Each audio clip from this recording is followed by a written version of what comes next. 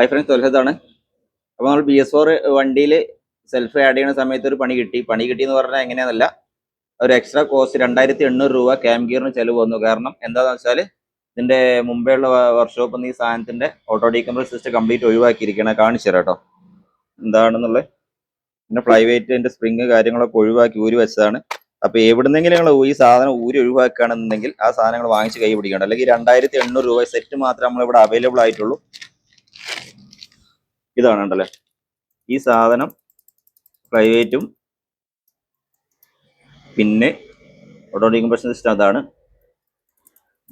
അപ്പം ഇതുണ്ടല്ലേ ഈ ഇതിൻ്റെ മുകളിൽ സകല സാധനത്തെ ഒഴിവാക്കി 2800 രൂപയാണ് ഇത് വില വരുന്നത്. അപ്പോൾ എല്ലാവരും ശ്രദ്ധിക്കുക. 2900